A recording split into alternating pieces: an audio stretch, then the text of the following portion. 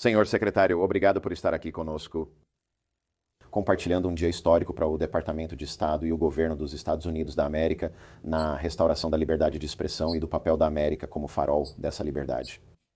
Algo muito histórico aconteceu hoje. Você poderia dizer ao povo americano o que foi? Nós acabamos com a censura patrocinada pelo governo nos Estados Unidos da América através do Departamento de Estado.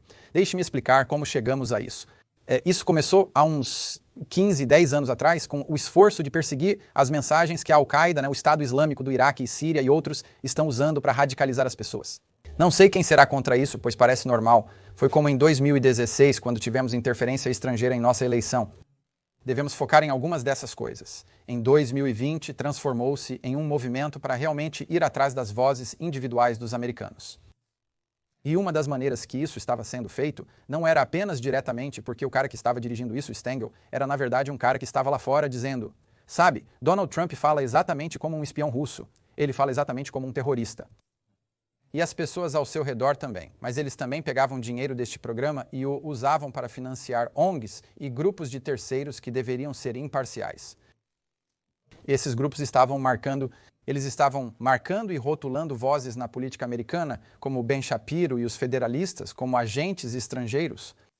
Você percebe que os contribuintes americanos, através do Departamento de Estado, financiavam grupos para atacar e tentar silenciar os próprios americanos. E eles foram consequentes. Essas não eram apenas etiquetas que eles colocavam nas pessoas, algumas dessas pessoas foram retiradas das plataformas, elas foram derrubadas, elas não podiam se comunicar, então foi ultrajante. Antes do presidente Trump assumir, eles desmantelaram essa unidade, apenas a renomeando e movendo para outro lugar. Mas nos últimos meses, trabalhamos nisso e o derrubamos. Conforme gastamos dinheiro agora, vamos investir em mensagens. A mensagem será pró-americana, incentivando e protegendo a liberdade de expressão que está ameaçada globalmente, inclusive em países aliados. A melhor maneira de combater a desinformação, se é isso que as pessoas pensam que existe, a melhor maneira de combater a desinformação é a liberdade de expressão. É garantir que o que é verdade tenha uma oportunidade igual ou maior de se comunicar do que o que não é verdade. Aprendemos isso da pior maneira, mas quando a desinformação vira uma arma política, um rótulo usado para atacar pessoas de quem não se gosta, dizendo que tudo o que elas falam é desinformação. Bem, ouça, eu leio jornais mainstream todos os dias, ou assisto transmissões mainstream todos os dias que eu sei que são desinformação. Temos um problema. Continuam chamando de homem de Maryland deportado para El Salvador. Não homem de Maryland, cidadão de El Salvador deportado para El Salvador. Isso é desinformação.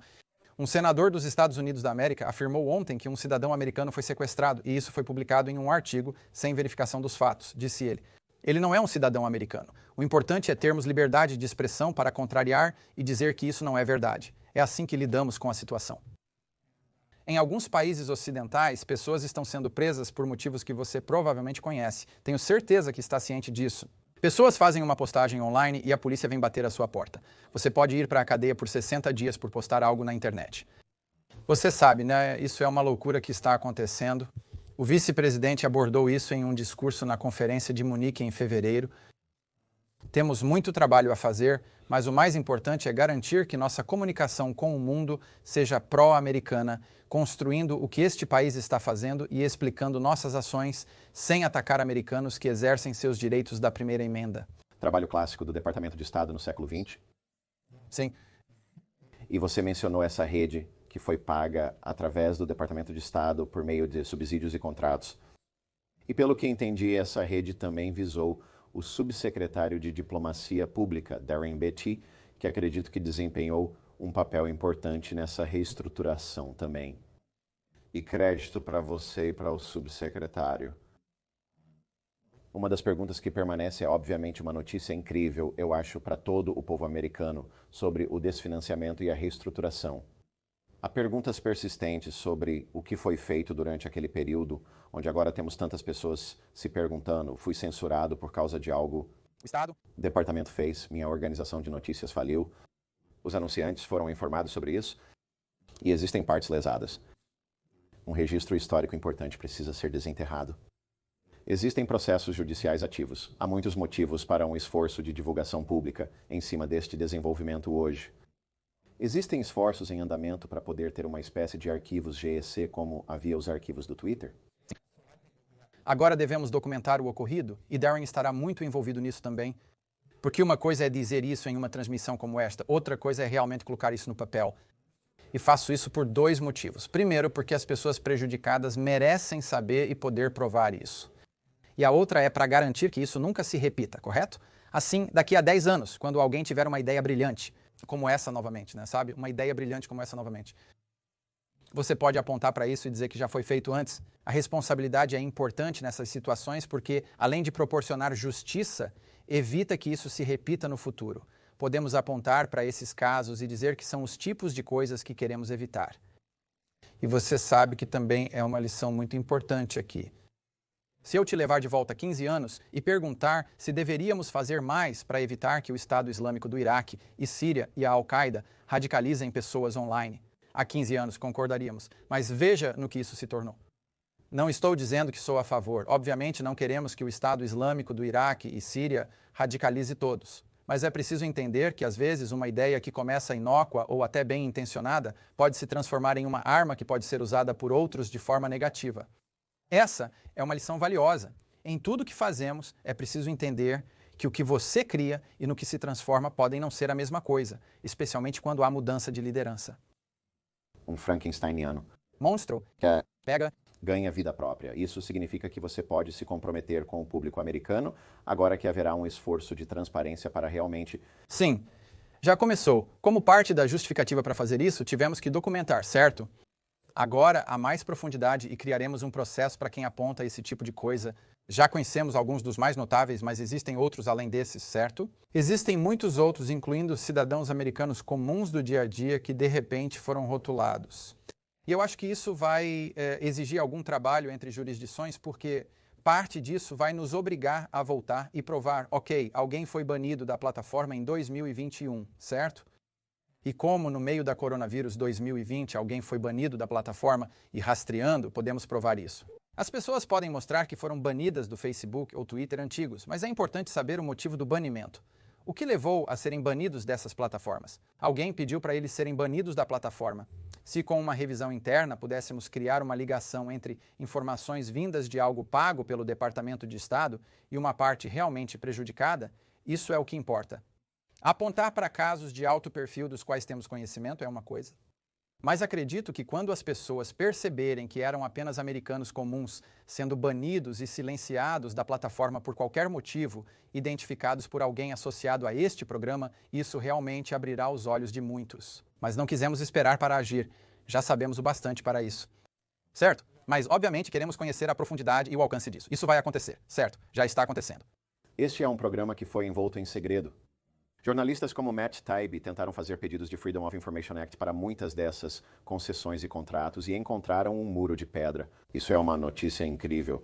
Sei que você é um homem muito ocupado e agradeço seu tempo aqui. Então a pergunta final é no palco internacional.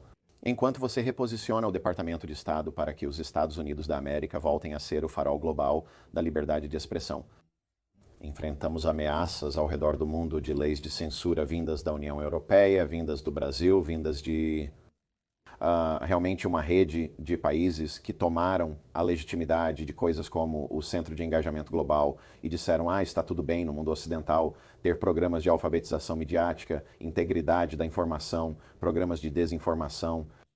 E muitos desses parceiros do ecossistema do Centro de Engajamento Global estiveram envolvidos na formação dessas leis estrangeiras.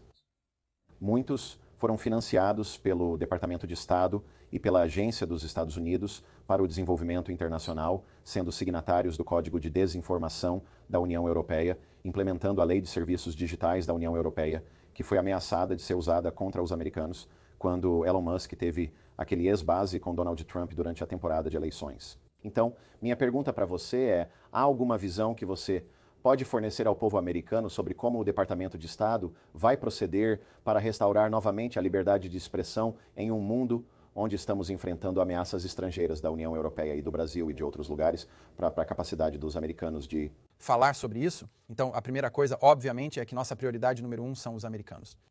Então, nós não queremos ver um americano que acontece de estar vivendo em Londres ou acontece de estar vivendo na Europa postar algo online sobre política americana ou qualquer política e de repente eles estão enfrentando ramificações por lá ou eles são negados entrada e você sabe, algo acontece, você sabe, estamos negando a entrada deles em nosso país ou vamos prendê-los porque eles postaram algo enquanto viviam no exterior. Nosso principal interesse é o impacto disso nos americanos. O ponto mais amplo, que é o que eu acho que o vice-presidente deixou muito claro em Munique na conferência de segurança, as pessoas ficaram assustadas com o que ele disse, mas é verdade. O que é que nos liga à Europa Ocidental? O que é que nos liga a este? São os nossos valores compartilhados. Esperamos que um dos valores compartilhados seja a liberdade de expressão. Sei que eles não têm uma primeira emenda, mas têm liberdade de expressão, certo? E se isso for erodido, se de repente esses se tornam lugares onde as pessoas são alvo por causa do que disseram ou qual é a sua opinião, então um dos pilares do nosso interesse compartilhado, além da cooperação militar, além de qualquer outra coisa, está sob ataque. Ele trouxe um ponto importante que, de certa forma, você está criticando. Atacar a liberdade de expressão é atacar um dos pilares do nosso interesse, cultura e valores compartilhados. Então, eu acho que levantamos isso. Nós levantamos isso. Quer dizer, eu posso te dizer que estávamos em uma reunião no Salão Oval com o primeiro-ministro do Reino Unido e essa questão surgiu. Então, isso foi levantado. Isso se torna parte da nossa situação diplomática que levantamos quando interagimos com interlocutores estrangeiros. Eu acho que o que é preocupante é que entendemos que isso sempre será um problema quando se trata de certos países ao redor do mundo, mas quando você está lidando com aliados da Europa Ocidental e é com eles que você está falando sobre essas coisas, isso realmente mostra o quão longe isso foi e quão grande é o problema. Isso é uma novidade para nós termos que levantar nessas capitais, mas fazemos isso em todos os lugares. Eu, pessoalmente, testemunhei o presidente e o vice-presidente levantarem isso com vários líderes estrangeiros. E você continuará vendo uma ênfase nisso em nossa diplomacia e no que falamos. Isso é fantástico. E eu acho que as ações de hoje enviarão uma mensagem para esses corpos estrangeiros de que o que foi feito por um período muito breve aqui, realmente no escopo de nossa história, não é uma maneira legítima de buscar leis internacionais.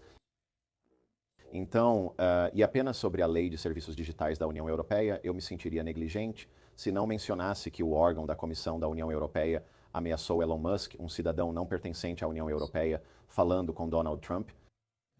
Um cidadão não pertencente à União Europeia ameaçou pessoas. Para não mencionar a agitação e os protestos de rua no Reino Unido na época, que não é mais membro da União Europeia, então a União Europeia estava ameaçando. Hoje ouvimos que eles estão ameaçando uma multa de $1 bilhão contra X por não conformidade com as regras de desinformação. Observamos o líder da comissão deles orientando e conversando com cidadãos de fora da União Europeia sobre territórios não pertencentes à União Europeia. E então isso é apenas uma dessas coisas, já que este código se torna obrigatório em julho, saber que o Departamento de Estado está focado em proteger a liberdade de expressão, tanto interna quanto externamente. Acho que é uma coisa importante. Bem, além do Elon, se um país ou um grupo de países, no caso da União Europeia, embora se considere uma espécie de país, porque esses países entregaram uma quantidade significativa de soberania para se tornarem membros da União Europeia, quando você tem entidades estrangeiras tomando ações que vão atrás dos americanos por discurso, isso se torna um irritante de política externa para os Estados Unidos e mais do que um irritante. Isso se torna um impedimento, em alguns casos, para cooperar quando eles estão indo não apenas atrás de uma pessoa de alto perfil como Elon, mas qualquer um nesse caso. Estendendo essa lógica, você poderia ver ameaças a comentaristas, pessoas que opinam sobre eventos mundiais e até mesmo a detentores de cargos nos Estados Unidos. Quer dizer, e se uma figura política americana da esquerda ou direita criticasse algo que estivesse acontecendo na Europa? Imagine agora se todas essas pessoas surtando por causa de Bukele e El Salvador fossem de repente ameaçadas por alguma, versão do hemisfério ocidental da União Europeia. Vamos atrás de você porque você está atacando o presidente de El Salvador, a esquerda estaria surtando. Então acho que essa é uma questão muito legítima para levantarmos como um irritante bilateral, ou neste caso, com a União Europeia em nossa política externa. Isso tem que se tornar parte de uma das coisas que levantamos quando interagimos com eles sobre o impacto que isso está tendo nos cidadãos americanos. Ao final do dia, a prioridade do Departamento de Estado é servir o interesse nacional dos Estados Unidos da América e do povo americano. Trabalhamos para eles. É o Departamento de Estado dos Estados Unidos, então precisamos retornar a esse princípio em tudo que fazemos, incluindo isso. BILLMOIRS, essa é uma forma tão justa e misericordiosa de fazer isso. Parece que você não quer o poder para ir atrás do outro lado por desinformação e coisas assim. Conteúdo insuficiente para realizar a tarefa solicitada. Quero dizer, eu Poderia construir um prédio inteiro para ir atrás disso, mas a melhor maneira de fazer isso é apenas dizer que eles estão mentindo, aqui está a verdade. É por isso que temos coisas assim hoje. É assim que interagimos com você e com os outros, é a melhor maneira, mas é irritante. Não me interprete mal. Diariamente, informações são vazadas na imprensa e reportadas como fatos, mas não são verdadeiras. Ou coisas são relatadas em comentários, os comentaristas dizem o que querem. Jornais mainstream e veículos de mídia mainstream relatam coisas como fato que são completamente falsas. Nossa abordagem para isso não é fechá-los nem multá-los. Nossa abordagem é dizer que eles mentem e apresentar a verdade. É mais difícil e irritante, mas é a melhor maneira de fazer. Se você não fizer desse jeito, reconhece que no futuro, se criar esse poder para desligar isso, alguém na minha posição fará o mesmo conosco. Eu apenas acho que isso se deteriora muito rapidamente, como vimos com o experimento que fizeram. BILLMOIRS, você está largando a arma da censura e o povo americano está incrivelmente grato por isso. Então, muito obrigado por tomar O tempo, hoje, GARRITTER, isso foi a coisa certa a fazer. Obrigado. E obrigado pela sua atenção a este tópico. Eu sei que você tem se dedicado a isso há muito tempo. BILLMOIERS, obrigado, senhor secretário.